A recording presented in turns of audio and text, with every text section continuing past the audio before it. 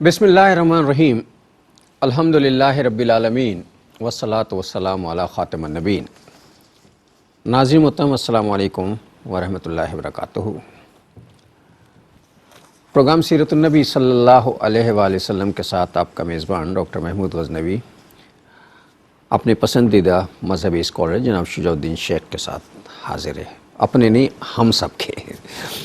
تو وہ اچھا میرے منہ سے اس لیے نکل گیا کہ ظاہر ہے میرے تو ہیں ہی، اور آپ سب وہ ایک کسی زمانے میں اشتہار چلتا رہا میرا بینک، تو بچہ کہتا تھا میرا بھی تو ہے، تو آپ بھی کہیے کہ میرے بھی تو ہیں بھائی، تمہارے تھوڑی ہیں۔ بہرحال سیرت النبی کے حوالے سے پروگرام کا سلسلہ جاری ہے، اور لاسٹ ایپیسوڈ یعنی آخری قسط جو آپ نے ملاحظہ فرمائی ہے وہ 589ویں قسط تھی، اور اس میں جو گفتگو ہو رہی تھی اگر آپ کو یاد ہو تو یہ تھا کہ صاحب لوگوں کے لیے آسانیاں پیدا کرو۔ قرآن کہتا ہے کہ آسانیاں جو ہیں وہ تمہارے لیے اللہ نے کی طرف سے پیدا کی گئیں، رسول اللہ نے بھی لوگوں کے لیے آسانیاں پیدا کرنے کا حکم دیا، اور مشکلات کم سے کم کی جائیں، لوگوں کو فائدہ جتنا پہنچایا جا سکے، اس لیے کہ اللہ تعالیٰ اپنے یہ جو پوری مخلوق ہے اس میں صرف ہم انسان شامل نہیں ہیں، اس میں وہ سمندر میں رہنے والے، پانیوں کی گہرائیوں میں رہنے والے جانور، اور ہوا میں اڑنے والے جانور، اور خشکی پہ رہنے، خشکی و تری کے جانور، یہ سب اللہ کی مخلوق ہے۔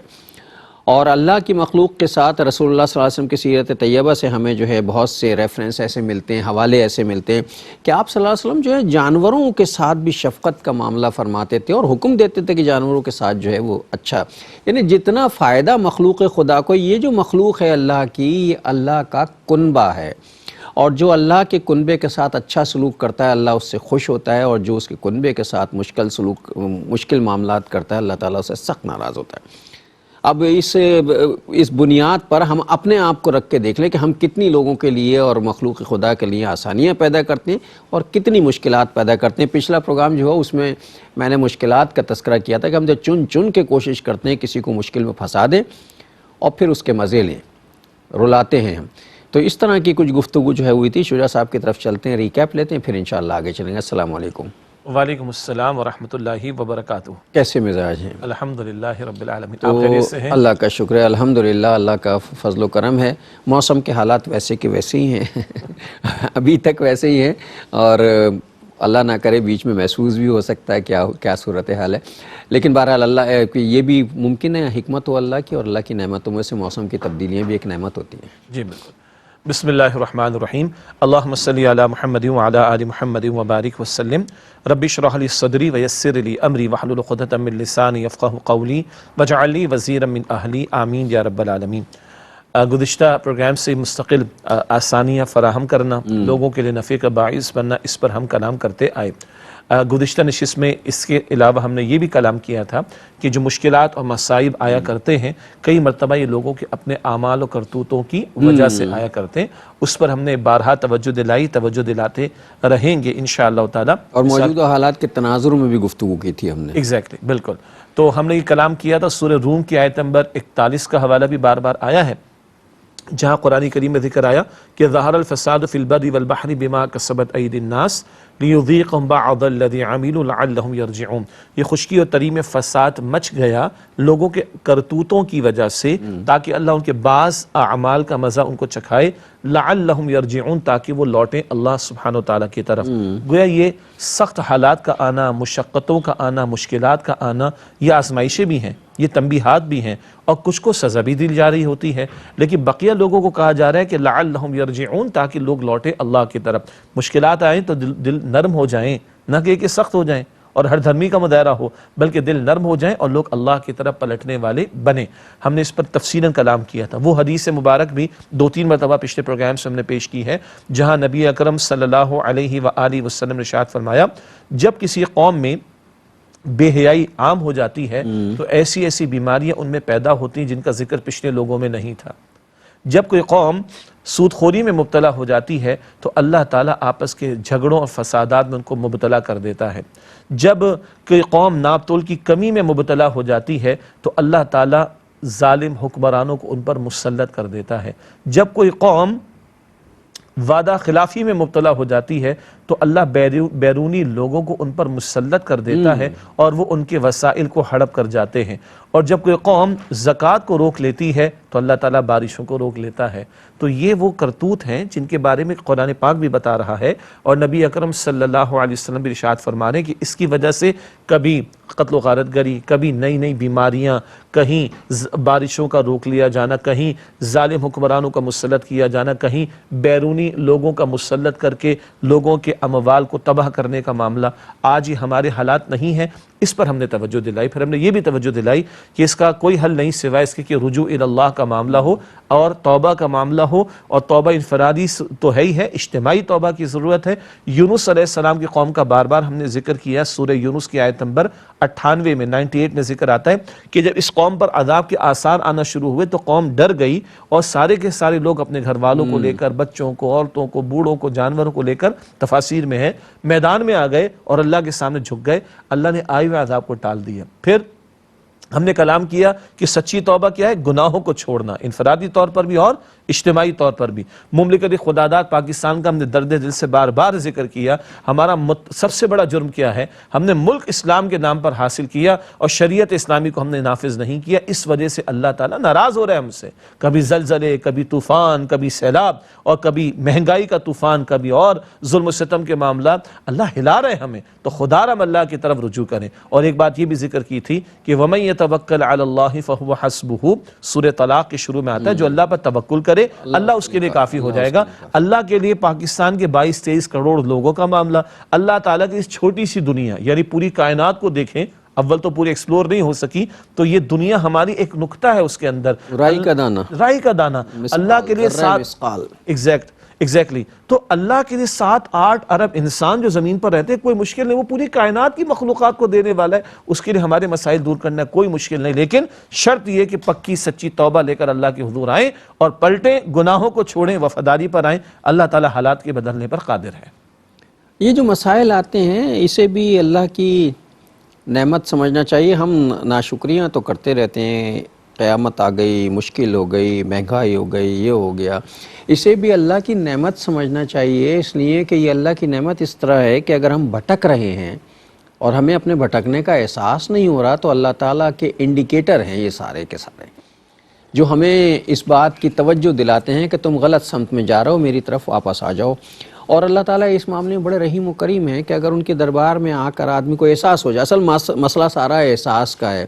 اگر مجھے احساس ہو جائے اپنے جرائم کا، اپنے گناہوں کا، اور میں توبہ کی طرف رجوع کر لوں تو اللہ تعالیٰ بڑے کریم و رحیم ہیں، معاف کر دیتے ہیں. جیسا کہ ابھی شجاع صاحب نے سورہ یونس کے حوالے سے بتایا کہ آیا وہ عذاب جو اللہ نے صرف اتنی سی بات مٹا دی. اس نے کہ اللہ کو کیا چاہیے؟ صرف یہ چاہیے کہ بندہ اس کے سامنے آئے اور اعتراف کر لے اپنے کمزور ہونے کا، اپنے گناہگار ہونے کا، اور توبہ کر کے معافی طلب کر لے. اللہ کے گھر میں معافی کے دروازے ہمیشہ کھلے رہتے ہیں مرنے سے پہلے تک، لیکن ہم ایسا نہیں کر رہے. جی، حدیث مبارک میں آتا ہے کہ اللہ سبحانہ وتعالی بندے کی توبہ قبول فرماتا ہے ما لم یغرغر، جب تک کہ موت کا غرغرہ نہ آ جائے. تو جان نکلنے سے پہلے تک، یعنی موت کے آ جانے سے پہلے سادہ الفاظ میں کہہ لیں توبہ کا موقع ہے. ہاں، ایک توبہ ہے فرد کی، ایک توبہ ہوتی پوری اجتماعی سطح پر قوم کی. وہ اللہ تعالیٰ کی ترازو میں کیا فیصلے ہیں؟ ترازو سے مراد کب کسی قوم کا شر مجموعی اعتبار سے اس کے نفع کے مقابلے میں بڑھ جائے تو پھر عذاب بھی آیا کرتا ہے. لیکن عموم کے اعتبار سے اللہ کا دروازہ کھلا ہوا ہے. اللہ تعالیٰ تو گناہ گاروں کو بھی پکارتا ہے، گناہ گاروں کو بھی متوجہ کرتا ہے. یہ بات پہلے بھی ہم نے پیش کی. پورے قرآن حکیم میں جو ایک اہم ترین امید افزا آیت ہے، ہمارے ناظرین نوٹ بھی کر لیں، مطالعہ بھی کریں. سورہ زمر آیت نمبر ہے 53. قل یا عبادی الذین اسرفوا علی انفسہم لا تقنطوا من رحمت اللہ ان اللہ یغفر الذنوب جمیعا انہ هو الغفور الرحیم. سورہ زمر آیت نمبر 53. اے نبی صلی اللہ علیہ وسلم، میرے ان بندوں سے فرما دی جنہوں نے اپنی جانوں پر زیادتی کر لی کہ اللہ کی رحمت سے مایوس نہ ہونا. اللہ تعالیٰ چاہے تو سارے گناہوں کو بخش دے، بے شک اللہ غفور رحیم ہے. لیکن اگلی آیت میں فرمایا وَأَنِيبُوا إِلَىٰ رَبِّكُمْ وَأَسْلِمُوا لَهُ مِن قَبْلِ أَن يَأْتِيَكُمُ الْعَذَابُ ثُمَّ لَا تُنصَرُونَ. لوٹ آؤ اپنے رب کی طرف، پلٹ آؤ اپنے رب کی طرف اور جھکا دو اپنے آپ کو، مسلم ہو جاؤ، فرما بردار ہو جاؤ. سرکشی پر نہ اڑے رہو، گناہوں پر نہ اڑے رہو، بے وفائی پر نہ اڑے رہو، غداری پر نہ اڑے رہو. جھکا دو اپنے آپ کو اس سے پہلے کہ تم پر عذاب آ جائے تو ہماری پھر مدد نہیں کی جائے گی. تو پلٹنا ہوگا. نہ کہیں جہاں میں اما ملی جو اما ملی تو کہاں ملی، میرے جرم خانہ خراب کو تیرے عفو بندہ نواز میں۔ تو جناب یہ پچھلے ایپیسوڈ میں یا پچھلی جو قسط آپ نے دیکھی ہے اس سلسلے کی، اس میں یہ گفتگو ہو رہی تھی، اور بات جو ہماری چلی تھی وہ اس حوالے سے کہ لوگوں کے ساتھ خیر خواہی کا معاملہ کیا جائے، اور میں نے بہت سی باتیں جو ہیں وہ یہاں کھولنے کی کوشش کی تھی۔ شجاع صاحب بھی اس میں ہمارے ساتھ شامل تھے، اور گفتگو آگے بڑھ رہی تھی کہ صاحب لوگ جو ہیں وہ انفرادی طور پر مصروف ہو جاتے ہیں، کچھ لوگ ایسے ہیں اپنی جماعت اور معاشرے سے ان کا شخصی اور نجی تعلق رہتا ہے، لیکن اپنی جماعت سے باہر نہیں نکلتے، لوگوں سے رابطے، ان کے نجی رابطے جو ہیں منقطع ہو جاتے ہیں، اور پھر وہ ہمارے ساتھ بہت سے مسائل ہیں جس میں ہم کہتے ہیں جی مصروفیت بہت زیادہ ہے۔ حضور صلی اللہ علیہ وسلم نے ایک نظام اخوت دیا ہے، اس میں ہر شخص باہم مربوط ہے، صرف ہم اپنے تک اپنے آپ کو محدود کر کے ایک دائرے میں نہیں رکھ سکتے، ہمیں یہ بھی پتہ ہونا چاہیے ہمارے پڑوسی کے ساتھ کیا ہوا، ہمارے لوگوں کے ساتھ کیا ہوا۔ اور وہ ایک حدیث مبارکہ کا مفہوم بھی ہے نا کہ مومن جو ہیں وہ تو ایک جسم کی طرح ہوتے ہیں کہ کسی ایک کو اگر تکلیف ہو جائے تو سارے مومنوں کو اس کی خلش محسوس ہوتی ہے۔ اب یہاں سے میں سمجھتا ہوں کہ ایک نیا سب ٹاپک، ہاں، گفتگو کرنے کا ایک نئی راہ مل رہی ہے، نئی راہ مل رہی ہے، اور اگر ہم مجموعی گفتگو جو کئی مہینوں سے چلی آ رہی ہے الحمدللہ اس کو دیکھیں تو رسول اکرم صلی اللہ علیہ وسلم بحیثیت داعی اور بحیثیت داعی انقلابی ہم کلام کرتے آئے، اور اسی انقلابی جد و جہد کے دوران میں یہ جماعت کی سطح پر جد و جہد ہوئی۔ اللہ کے نبی علیہ السلام کے اعوان و انصار صحابہ کرام رضی اللہ تعالی عنہ اجمعین، وہ ایک انقلابی جماعت اولاً رسول اللہ صلی اللہ علیہ وسلم نے تیار فرمائی ہے۔ تلوار تو چلی ہے بدر میں جا کر 15 برس کے بعد، آغاز وحی کے 15 برس کے بعد، 13 برس مکہ مکرمہ، اور پھر ہجرت کے بعد 2.25 برس بعد بدر کا میدان سجتا ہے، مگر اس سے قبل جماعت تیار ہو رہی ہے جن میں ایمان کی آبیاری کا معاملہ، ان کا اللہ کے ساتھ تعلق مضبوط کرنے کا معاملہ، ایک طرف ان کا تعلق اللہ کے ساتھ مضبوط اور دوسری طرف ان کا آپس کا باہم مربوط ہونا۔ اس مربوط کرنے کے لیے ایک بہت بڑا جو کرنے کا کام تھا وہ ہے اخوت کا معاملہ، بھائی چارہ کہیں، ان کو ایمان والوں کو جوڑنے کی بات کہیں، اور یہ وہ موضوع ہے کہ جس کی آج ہمیں بھی شدید ضرورت ہے۔ اور اللہ تعالیٰ سورہ حجرات کی آیت نمبر 10 میں فرماتا ہے، مشہور آیت کا حصہ، انما المؤمنون اخوۃ، بلا شبہ اہل ایمان آپس میں بھائی بھائی ہیں۔ ایک وقفہ لینے ناظرین، پھر اس کے بعد آ کے بات کرتے ہیں۔ السلام علیکم ورحمۃ اللہ وبرکاتہ، ویلکم بیک ناظرین۔ وقفے کے بعد پروگرام سیرت النبی صلی اللہ علیہ وآلہ وسلم میں آپ کا خیر مقدم ہے۔ بات یہ ہو رہی تھی کہ ایک رشتہ اخوت ہے، ایک نظام اخوت رسول اللہ نے دیا، خود مواقعات کا جو واقعہ ہے اس میں اخوت قائم کر کے دکھائیے کیسے ہوتی ہے۔ مطلب یہ ہے کہ ہم ایک دوسرے کے کام آئیں، ایک دوسرے کا سہارا بنیں، لوگوں کے حقوق کو اور اپنے فرائض کو پہچانیں، ہے زندگی کا مقصد اوروں کے کام آنا۔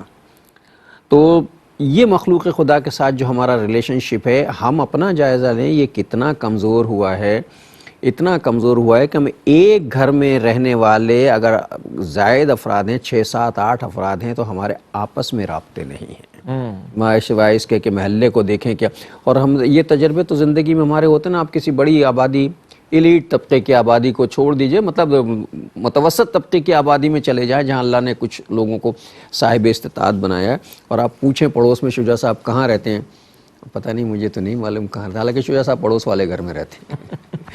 یہ ہمارے رابطے ہیں۔ بالکل آپ نے بجا فرمایا۔ اچھا، جو آپ بار بار لفظ رابطہ استعمال فرما رہے ہیں، میں صرف ناظرین کی یاد دہانی کے لیے، کیوں مین موضوع ہمارا کیا چل رہا تھا، رسول اللہ صلی اللہ علیہ وآلہ وسلم بحیثیت داعی انقلاب، تو دعوت دین کا کام کرنا ہے تو رابطوں کے بغیر کیسے ہوگا؟ یہی بنیادی مسئلہ یہی کہ رابطے سے مراد یہی ہے کہ بھائی ایک دوسرے سے ملو گے، بات کرو گے تو بات پہنچے گی نا، مل ہی نہیں رہا ہے، اور تب دعوت کا کام دعوت کا کام تو ہو ہی نہیں سکتا، اور ہمارا دعوت کا کام اسی لیے نہیں ہو رہا، ہم تو ملتے ہی نہیں ایک دوسرے سے۔ تو ایک تو وہ پہلو کہ رابطے سے مراد کیا ہے، اور اب آئیے اخوت پر ہم کلام کریں۔ اور آپ نے آج انٹرو میں جو حدیث مبارک کی طرف اشارہ فرمایا کہ الخلق عیال اللہ، ساری مخلوق اللہ تعالیٰ کا کنبہ ہے، اور اللہ تعالیٰ کو اپنے کنبے میں سے، مخلوق میں سے پسند وہ ہے جو اللہ کی مخلوق کے ساتھ زیادہ بھلا سلوک کرنے والا ہو۔ البتہ سب لوگوں کے ساتھ تعلق یکساں تو نہیں ہوتا، جی ظاہری بات ہے کہ جو انسانوں سے تعلق ہے وہ جانوروں سے نہیں ہوتا، حالانکہ جانوروں کے ساتھ بھی حسن سلوک کرنے کی تعلیم دی گئی ہے۔ اچھا جو مسلمان کے ساتھ تعلق ہوگا بہرحال وہ غیر مسلم کے ساتھ نہیں ہوگا، گو کہ غیر مسلموں کے ساتھ بھی حسن سلوک کرنے کی تعلیم عطا کی گئی۔ اچھا پھر مسلمانوں میں سے بھی الحمدللہ ہمارے سب کے گھرانے مسلمان ہیں، جو گھر والوں کے ساتھ تعلق کا مضبوطی کا معاملہ ہوگا وہ ہر ایک سے نہیں ہوگا، جو اپنے قریبی رشتہ داروں کے ساتھ تعلق کا معاملہ ہوگا وہ غیر رشتہ داروں کے ساتھ نہیں ہوگا، جو پڑوسیوں کے ساتھ قریبی پڑوسی کے ساتھ رشتے کا معاملہ ہوگا، تعلق کا معاملہ ہوگا وہ دور کے پڑوسی کے ساتھ نہیں ہوگا۔ یہ فرق تو رہے گا، اور اس فرق کے اعتبار سے مدارج کا معاملہ بھی آتا ہے اور درجات کا معاملہ بھی آتا ہے۔ اب ناظرین کہیں درجات سے کیا مراد ہے؟ مثال کے طور پر مشہور حدیث مبارک ہے، اے اللہ کے رسول علیہ السلام فرمائیے میرے حسن سلوک کا سب سے بڑھ کر مستحق کون؟ ماں ماں ماں، اور پھر باپ کی بات آتی ہے۔ پھر اسی طرح خیرکم خیرکم لأہلہ وانا خیرکم لأہلی، تم میں سے بہترین وہ جو اپنے اہل یعنی گھر والوں کے لیے بہترین ہو، اور حدیث میں ذکر آ رہا ہے میں تم میں سب سے بڑھ کر اپنے گھر والوں کے لیے بہترین ہوں۔ اب اللہ تعالیٰ کے رسول علیہ السلام نے درجہ بندی فرما دی نا، ماں ماں ماں اور باپ، پھر بیوی بچے، ٹھیک ہے، پھر بہن بھائی بھی ان کے ساتھ بھی، پھر دیگر قریب رشتہ دار، پھر دور کے رشتہ دار۔ اس کو میں عرض کر رہا ہوں کہ درجات کا معاملہ رہے گا۔ اس سے بڑھ کر بھی ایک معاملہ ہے جہاں ایمانی رشتہ ہو وہ تو ہے الحمدللہ، البتہ جب صحابہ کرام کا دور تھا رضی اللہ تعالی عنہ اجمعین تو ایک طرف صاحب ایمان ہے، دوسری طرف کفار ہیں، اور عین ممکن ہے کوئی والد ابھی اسلام کی طرف ہو اور بیٹا کفر کی طرف ہو، تو اب وہ معاملہ تو نہیں رہے گا۔ اللہ اکبر کبیرہ، اس والد کے لیے اپنا مومن بھائی زیادہ قیمتی ہے اپنے سگے بیٹے کے مقابلے میں، کیونکہ بیٹا ابھی کفر کی حالت پر ہے۔ یہ فرق بھی واقع ہو جائے گا۔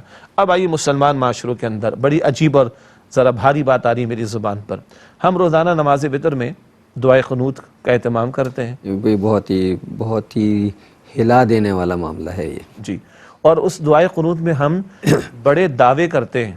آج چلیے اس بات کو کھول لیتے ہیں۔ ہمارے استاد ڈاکٹر اسرار صاحب فرماتے تھے رحمۃ اللہ علیہ کہ ذرا اس کا ترجمہ تو پڑھ لو بھائی۔ جب میں سے دعائے قنوت کا ترجمہ بہت کم لوگوں نے، میں نے بھی جی اب پڑھا ہے۔ اس میں الفاظ آتے ہیں وَنَخْلَعُ وَنَتْرُكُ مَن يَفْجُرُكَ۔ نخلع خلا سے، خلا کا مطلب ایک خاتون علیحدہ ہونا، تو علیحدہ ہو جاتے ہیں، وَنَتْرُكُ ترک کر دیتے، چھوڑ دیتے ہیں، وَنَخْلَعُ وَنَتْرُكُ مَن يَفْجُرُكَ، فسق و فجور، گناہ نافرمانی۔ اے اللہ ہم علیحدہ ہو جاتے ہیں، اے اللہ ہم چھوڑ دیتے ہیں جو تیری نافرمانی کرے۔ یہ روزانہ ہم دعوے کر رہے ہیں۔ اللہم ایاک نعبد ولک نصلی ونسجد ولیک نسعی ونحفد، اللہ ہم تیری ہی عبادت کرتے ہیں، تیرے ہی لیے نماز ادا کرتے ہیں اور تیرے لیے ہی سجدہ کرتے ہیں۔ یہ بڑے دعوے ہیں۔ جیسے سورہ فاتحہ میں ہم کیا پڑھتے ہیں؟ ایاک نعبد، اللہ ہم تیری ہی عبادت کرتے ہیں۔ تو یہاں ناظرین توجہ فرمائے، تھوڑا سا ایک علمی نکتہ ہے مگر آسانی سے سمجھ آئے گا۔ ہم نے پہلے بھی اس پر کلام کیا ہے، عربی میں ایک فعل مضارع ہوتا ہے اور ایک فعل ماضی ہوتا ہے۔ ماضی تو پاسٹ ٹینس ہے، بات سمجھ میں آتی ہے، لیکن جب ہم عام طور پر ٹینسز پڑھتے ہیں تو ایک پاسٹ ہوتا ہے، ایک پریزنٹ ہوتا ہے، ایک فیوچر ہوتا ہے، ایک ماضی ہے، ایک حال ہے اور ایک مستقبل ہے۔ عربی میں دو ہیں، ایک ماضی ہے اور ایک مضارع ہے۔ مضارع میں حال کا ترجمہ بھی ہوتا ہے اور مستقبل کا ترجمہ بھی ہوتا ہے۔ تو جب ہم کہتے ہیں ایاک نعبد، اے اللہ ہم تیری ہی عبادت کرتے ہیں، ہے تو حال کا ترجمہ مگر بڑا دعویٰ ہے۔ دوسرا ترجمہ مستقبل کے اعتبار سے کیا ہوگا؟ اور اے اللہ تیری ہی عبادت کرتے رہیں گے۔ یہ اب ہلکی بات ہے، ارادہ ہے۔ ہمارے استاد فرماتے تھے یہ مستقبل والا ترجمہ رکھو ذہن میں، تو یہ ایک ارادہ ہے۔ اللہم ونخلعو، چھوڑ دیتے، ونخلعو ونترکو علیحدہ ہو جاتے ہیں، چھوڑ دیتے، من یفجرک جو تیری نافرمانی کرے، یہ دعویٰ ہے۔ اللہ چھوڑ دیں گے اس کو، اللہ علیحدہ ہو جائیں گے اس سے، من یفجرک جو تیری نافرمانی کرے۔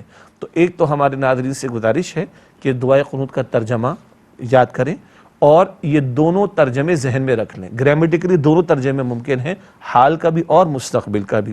حال کا ترجمہ رکھیں گے ہم تیری ہی عبادت کرتے تو بڑا بھاری دعویٰ، اور اگر مستقبل کا ترجمہ کرے اور تیری ہی عبادت کرتے رہیں گے تو یہ ایک ارادہ ہو جائے گا۔ یہ بات ہو گئی۔ اب عرض کیا کر رہا تھا، ہم تو روزانہ دعوے کر رہے ہیں اے اللہ جو تیرے نافرمان ہیں ان کو تو ہم چھوڑ دیں گے۔ کیا مطلب؟ مسلمانوں میں سے بھی تو نافرمانی کرنے والے ہیں، تو اب یہ نہیں ہو سکتا کہ ایک بندہ مسجد کو آباد کرنے والا بھی ہو، وہ اللہ اکبر کی صدا پر سب کو چھوڑ کر سجدے میں جانے کے لیے تیار ہونے والا بھی ہو، اور پھر وہ شراب و کباب کی محفلوں میں جائے گا، وہ ڈانس اور ناچ گانوں کی محفلوں میں جا کر بیٹھا رہے گا، وہ جہاں ہلڑ بازی اور شریعت کا مذاق اڑائے جہاں وہاں پر بیٹھا رہے گا، یہ پاسبل نہیں ہے۔ تو ان نافرمانی کے کاموں میں تو اب شرکت نہیں ہو سکتی، تو پھر کہاں جائے گا؟ پھر ادھر جائے گا جہاں فرما برداری کے کام ہوں۔ پھر کن سے جڑے گا؟ وہ جو فرما برداری میں لگے ہوئے ہوں۔ تو اسی بارے میں قرآن پاک کہتا ہے سورہ توبہ کی آیت نمبر 119 میں، یا ایھا الذین آمنوا اتقوا اللہ وکونوا مع الصادقین، اے ایمان والو اللہ تعالیٰ کا تقوی اختیار کرو اور سچے لوگوں کے ساتھ جڑ جاؤ۔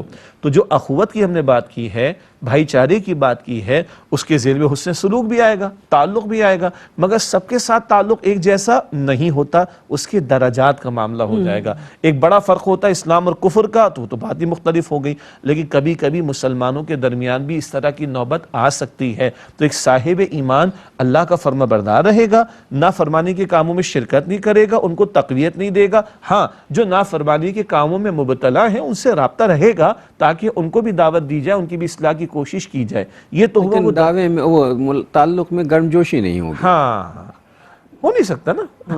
جیسی گرم جوشی مطیع و فرمانبردار لوگوں کے ساتھ ہو سکتی ہے، ایسی جو ہے فاسق و فاجر کے ساتھ نہیں ہو سکتی۔ نہیں ہو سکتی۔ البتہ فاسق و فاجر کیا، کوئی کافر ہے، دعوت تو اس کو بھی دینی، اس کے ساتھ اس سے سلوک بھی کرنا ہے، اس کا کوئی غمی کا معاملہ ہے تو اس کے کام آنے کی، یا نقصان ہو گیا اس کے کام آنے کی کوشش بھی کی جائے گی تاکہ اس کا دل جیت کر اس کو دین میں داخل کرنے کی کوشش کی جائے۔ تو فاسق و فاجر مسلمان ہوگا، رابطہ رہے گا، لیکن بہرحال گرم جوشی نہیں ہوگی۔ بڑا اچھا لفظ آپ نے استعمال فرمایا، گرم جوشی نہیں ہوگی۔ جو گرم جوشی تعلق کی ایک فرما بردار کے ساتھ ہوگی وہ نافرمان اور باغی کے ساتھ نہیں ہو سکتی۔ یہ فرق ہو گیا۔ اب آئیے اخوت کے اوپر، اللہ کے نبی صلی اللہ علیہ وسلم نے اس کو کس کس پیرائے میں ہمارے سامنے بیان فرمایا، آپ نے اشارہ بھی فرمایا، آپ نے جو حدیث مبارک ذکر کی کہ ساری امت ایک جسم واحد کی مانند ہے، اگر جسم کے ایک حصے میں مثلاً آنکھ میں تکلیف ہو تو سارا وجود اس کو محسوس کرتا ہے۔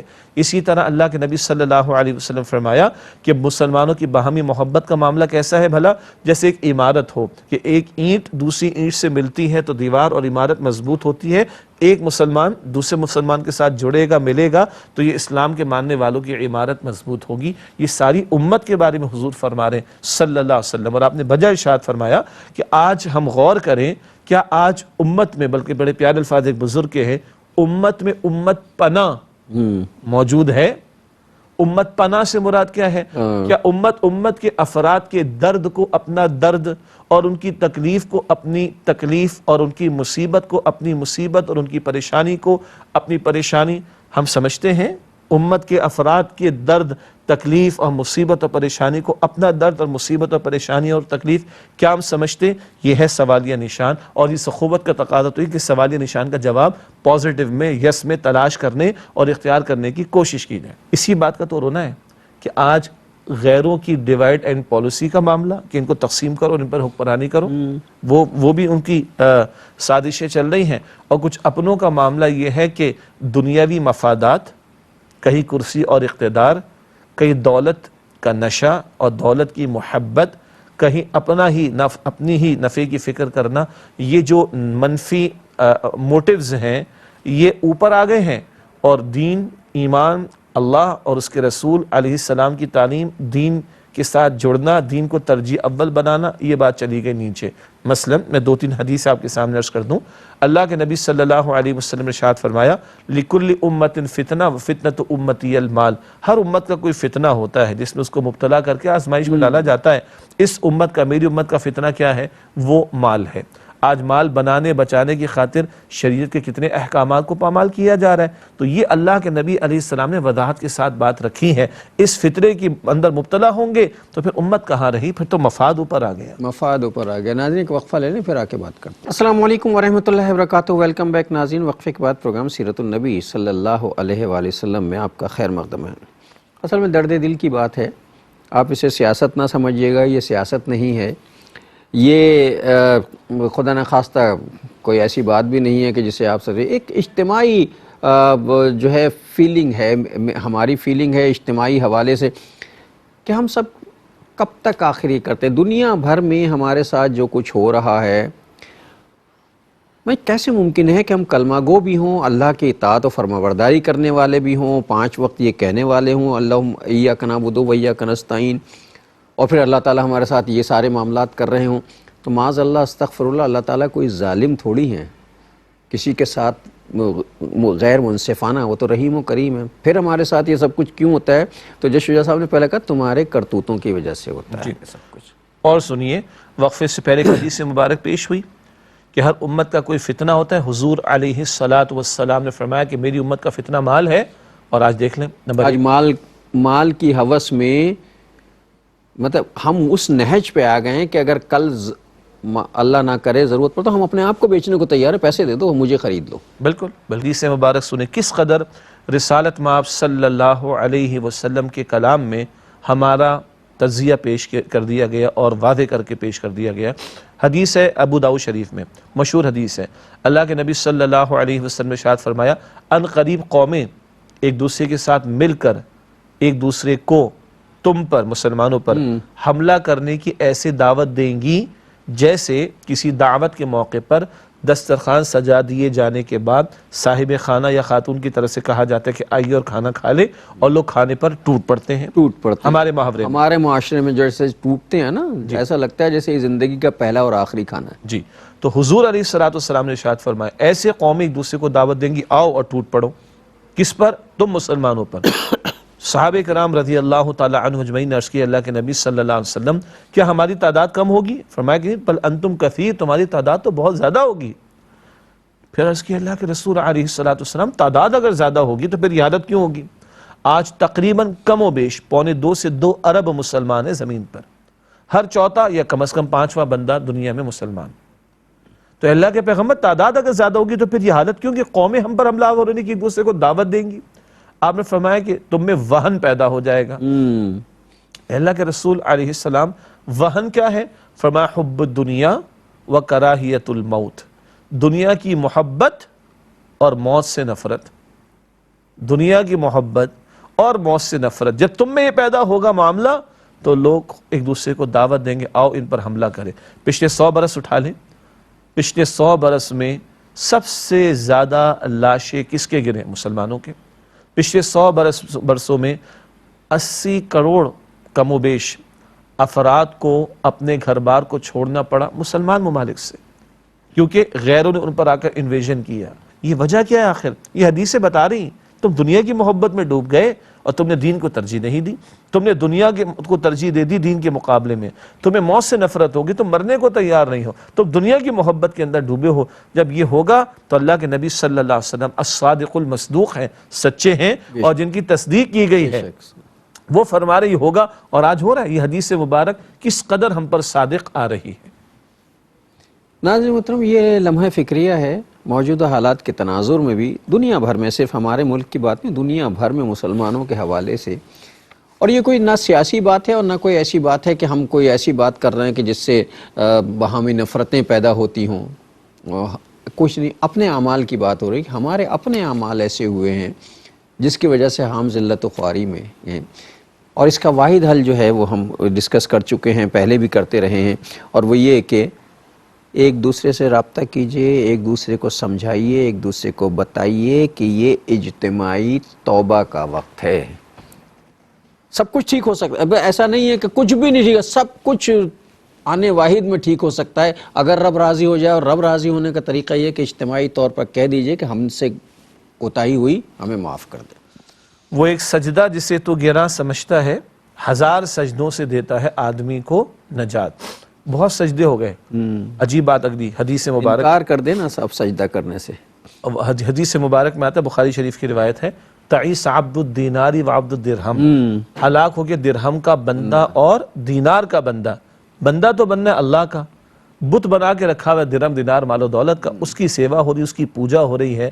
تو اس شرک کے ساتھ، اس طرز عمل جو کہ شرکیہ طرز عمل ہے، اس کے ساتھ اللہ کی رحمت کہاں سے آئے گی؟ اور جو آپ نے ابھی گفتگو فرمائی کہ یہ کوئی سیاسی گفتگو نہیں، کچھ نہیں، یہ تو درد دل ہے اور ایک احساس زیاں ہے جس پر توجہ دلانے کی ضرورت ہے. باقی سیاسی گفتگو جب ہمیں کرنی ہوگی ہم کر لیں گے، ہم پہلے کرتے رہے ہیں. سیاست عربی زبان کا لفظ ہے، اس کا مطلب وہ نہیں ہے جو آج ہم کر رہے ہیں، لیکن لفظ سیاست اپنی جگہ تو بڑا پیارا لفظ ہے. انتظام، شاہ ولی اللہ رحمۃ اللہ علیہ نے حجت اللہ البالغہ کتاب لکھی اور بزرگوں نے لکھا، اسلاف نے لکھا، سیاست مدن، مدینہ شہر کو کہتے نا، تو شہروں کا انتظام کیسا ہونا چاہیے کتاب و سنت کی روشنی میں؟ تو انتظام تو گھر کا بھی ہوگا، انتظام تو ہمارے اسٹوڈیو کا بھی ہوتا ہے، ہمارے چینل کا آفیسز کا بھی ہوتا ہے، آپ کے میرے گھروں کا بھی انتظام ہوتا ہے، شہروں کا انتظام، ملکوں کا انتظام ہوتا ہے، یہ سب سیاست ہے۔ اگر اس کے ورڈ پر ہم جائیں، اس لفظ کے ترجمے پر جائیں تو اس معنی میں، لیکن اس وقت جو گفتگو ہے وہ کیا ہے؟ ایک احساس زیاں۔ ذرا اور میں اس بات کو، درد دل کو واضح کروں، آپ نے اشارت میں بات بھی فرما دی، ہم اللہ تعالیٰ کو مانتے ہیں، ہم رسول اللہ علیہ السلام کو مانتے ہیں، ہم قرآن کریم کو مانتے ہیں، ہم دین اسلام کے ماننے والے ہیں، ہم آخری امت ہیں، ہم آخرت کو ماننے والے ہیں، ہمارے ساتھ ایسا کیوں ہوتا ہے؟ ہمارا خون کیوں سب سے زیادہ بہتا ہے؟ ہمارے لاشیں سب سے زیادہ کیوں گرتے ہیں؟ ہمارے لاکھوں بلکہ کروڑوں کی تعداد میں کیوں در بدر کیے جاتے ہیں گھروں سے ہمارے بھائی اور بہن؟ اور ہماری بہنوں کی عصمت دری کیوں کی جاتی ہے؟ آخر سب سے زیادہ ظالمانہ فیصلے آج کے دنیا کے ظالم لوگ وہ ہم مسلمانوں کے بارے میں کرتے ہیں۔ اللہ کو رحم نہیں آتا ہم پر؟ بڑا حساس سوال ہے۔ اللہ تو رحمان ہے، اللہ تو رحیم، اور اللہ علی کل شیء قدیر بھی ہے۔ آنن فانن، آپ نے کہا نا، آنے واحد میں سب کچھ کر دے وہ، لیکن بھائی اللہ نے ایک اصول دیا ہے، امت تمہیں بنایا ہے، کتاب کو تھامنا ہوگا، پیغمبر علیہ السلام کے مشن کو تھامنا ہوگا۔ پہلے امت کون سی تھی ہم سے پہلے؟ بنی اسرائیل۔ کتاب انہوں نے پس پش ڈالی ہے، تزیین نے کئی مرتبہ کی ہے، آج پھر کر لیتے ہیں۔ کتاب اللہ وراء ظہورہم، سورہ البقرہ کی آیت نمبر 101 ہے، اللہ کی کتاب پر سے پش ڈال دی۔ سورہ جمعہ میں کیا کہا ان کے لیے؟ مثل الذین حملوا التوراۃ ثم لم يحملوها کمثل الحمار يحمل اسفارا، مثال ان کی جن پر تورات کی ذمہ داری ڈالی گئی اور ذمہ داری انہوں نے نہیں نبھائی، اللہ فرماتا ان کی مثال گدھے کی طرح ہے۔ یہ قرآن پاک میں سورہ جمعہ میں، تو تورات انہوں نے پس پش ڈالی، جان چھڑائی اس سے معاذ اللہ، اور اللہ کی کتاب کو فراموش کیا۔ پیغمبر کے ساتھ مل کر فلسطین کو حاصل کرنا تھا، قتال کا موقع آیا تھا، کیا جواب دیا تھا بنی اسرائیل نے؟ وہ تمہارے خدا جی۔ ہاں، سورہ مائدہ کی آیت نمبر 24 میں فَاذْهَبْ أَنْتَ وَرَبُّكَ فَقَاتِلَا إِنَّا هَاهُنَا قَاعِدُونَ، موسیٰ آپ جائیے، آپ کا رب جا کے قتال کیجئے، ہم تو یہیں بیٹھے رہیں گے۔ اللہ کی مدد نہیں آئی کیونکہ قوم نے انکار کر دیا راہ خدا میں جد و جہد کرنے سے، تو کتاب پر سے پشت، دین کی جد و جہد سے فرار، پیغمبر کے مشن میں ساتھ نہیں دیا۔ قرآن کہتا ہے ضُرِبَتْ عَلَيْهِمُ الذِّلَّةُ وَالْمَسْكَنَةُ، سورۃ البقرہ آیت نمبر 61 میں ان پر ذلت اور محتاجی تھوپ دی گئی۔ آج کتاب کس کے پاس ہے؟ ہمارے پاس۔ آج دین کس کے پاس ہے؟ ہمارے پاس۔ آج مشن نبی مکرم علیہ السلام کو کس کے ذمہ؟ ہمارے پاس۔ اے خاصان رسول، وقت دعا ہے، امت پہ تیری آ کے آج وقت پڑا ہے، وہ دین جو بڑی شان سے نکلا تھا وطن سے، پردیس و آج غریب الغربا ہے۔ کتاب ہم نہیں کھولتے، ہماری عظیم اکثریت کو نہیں معلوم قرآن میں کیا لکھا۔ اللہ کے دین کے احکامات ٹوٹے میں تکلیف نہیں ہوتی، گلاس ٹوٹ جائے، ٹیبل ٹوٹ جائے، اسمارٹ فون ٹوٹ جائے، LCD ٹوٹ جائے، ہمیں غصہ آتا ہے۔ شریعت کے احکامات کے ٹوٹنے پر ہمیں کوئی تکلیف نہیں ہوتی، دین ہماری ترجیحات میں شامل نہیں۔ جو ملک اسلام کے نام پر 75 سال سے لے کر بیٹھے، وہاں شریعت ہم نے نافذ نہیں کی، تو اب بتائیے اللہ کی رحمت کہاں آئے گی ہمارے پاس؟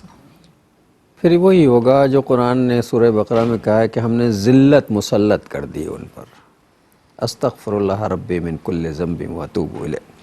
اصل مسئلہ سارا پتہ ہے ناظرین، ذرا ایک لمحے کے لیے سوچئے، میں بھی اس میں شامل ہوں، ہم جھوٹے گواہ ہیں۔ ہم نے گواہی دی نا، اشہد ان لا الہ الا اللہ واشہد ان محمد عبدہ رسولہ، میں گواہی دیتا ہوں کہ کوئی نہیں ہے معبود سوائے اپنے۔ ہم نے کہا کہ تو ہی الہ ہے، اور الہ کا مطلب یہ ہوتا ہے جس کا حکم مان لیا جائے۔ ہم کس کا حکم مانتے ہیں؟ ہمارے سینکڑوں الہ ہیں، اللہ معاف کرے، دولت ہمارا الہ بنی ہوئی ہے، نفس ہمارا الہ بنا ہوا ہے، میری ذات کی پسند و ناپسند الہ بنی ہے۔ تو اللہ تعالیٰ یہ جھوٹا گواہ ہے، گواہی یہ دے رہا ہے کہ میں تیرا حکم مانوں گا، تجھے الہ مانوں گا، اور جیسے کہا تھا درہم و دینار کا بندہ ہے۔ یعنی قول اور فعل کا تضاد ہے، زبانی اقرار ہے، تصدیق بالقلب نہیں، تصدیق بالقلب نہیں، زبانی اقرار ہے اور عملاً انکار ہے۔ قرآن پاک کہتا ہے، ہم نے ایک بچے کی مثال دی تھی نا، جب پوچھا گیا کہ بیٹا بتائیے نماز کون نہیں پڑھتا، تو اس نے کہا کافر نماز نہیں پڑھتا، جو مر جاتے ہیں، اور جو مر جاتے ہیں وہ نماز نہیں پڑھتے۔ تو مسلمان اور زندہ ہو کیسے نماز نہیں پڑھے گا بھائی؟ وہ مردہ قوم ہے نا جی۔ تو اور وہ جو سورہ صف میں ذکر آتا ہے نمبر 2 اور 3 میں، یا ایھا الذین آمنوا لم تقولون ما لا تفعلون کبر مقتا عند اللہ ان تقولوا ما لا تفعلون، اے ایمان والو کیوں وہ کہتے ہو جو تم کرتے نہیں؟ یہ بات اللہ کو انتہائی ناراض کر دینے والی کہ تم وہ کہو جو تم کرتے نہیں۔ اللہ کو ماننے کا دعویٰ مگر عمل میں اللہ کی نافرمانیاں، نماز بڑے آرام سے ترک کرتے ہیں، روزے بڑے آرام سے چھوڑ دیتے ہیں، زکوٰۃ میں ڈنڈی ہم مارتے ہیں، وراثت میں بیٹیوں کو حصہ ہم نہیں دیتے، شادی بیاہ کا موقع آ جائے ہندوانہ رسومات، غیروں کے رسومات ہم اختیار کرتے ہیں، اور بے پردگی ہم نے مچا رکھی، فحش اور یعنی ہم نے پھیلانے کے اندر اپنے سے ڈال رکھے، حرام مال گھروں میں آ رہا ہوتا ہے، سود خوری چھوڑنے کو تیار نہیں، رشوت سے بچنے کے لیے ہم تیار نہیں، اجتماعی سطح پر آ جائیں سود ختم کرنے کے لیے تیار نہیں، بے حیائی ختم کرنے کے لیے تیار نہیں، جوا سٹا روکنے کے لیے ہم تیار نہیں، شراب خوری جو ہے اس کو روکنے کے لیے ہم تیار نہیں، شرعی سزا کو نافذ کرنے کے لیے ہم تیار نہیں، تو ہم کر کیا رہے ہیں؟ ہم دعویٰ کر رہے ہیں اللہ کو ماننے کا، مگر اللہ تعالیٰ کی مان نہیں رہے۔ اللہ کی نہیں مان رہے، اللہ تعالی ہمیں ہدایت عطا فرمائے۔ میں شیرہ صاحب سے آج کی حدیث ہدیہ کروانا چاہتا ہوں۔ نبی اکرم صلی اللہ علیہ وآلہ وسلم نے ارشاد فرمایا ہے، اگر تم اللہ پر توکل کرو جیسا کہ اللہ پر توکل کرنے کا حق ہے، اللہ تمہیں ایسے رزق عطا فرمائے گا جیسے وہ پرندوں کو عطا کرتا ہے جو اپنے آشیانوں سے بھوکے پیٹ نکلتے ہیں اور لوٹتے ہیں تو پیٹ بھر کر واپس آتے ہیں۔ اگلے پروگرام تک کے لیے اجازت، اللہ نگہبان، والسلام علیکم ورحمۃ اللہ وبرکاتہ۔ اللہم صلی علی سیدنا و مولانا محمد وعلی آلہ وصحبہ وبارک وسلم۔ اللہم صلی علی